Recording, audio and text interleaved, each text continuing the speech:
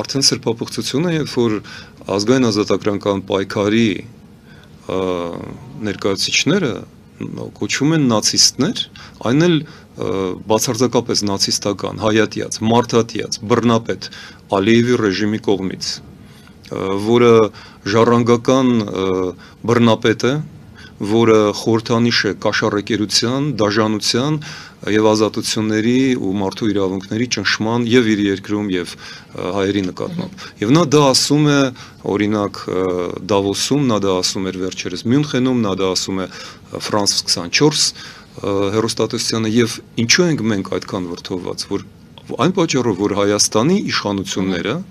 որևէ մակարդակով արտգործնախարարության, խորհրդարանի, կառավարության, չգիտեմ,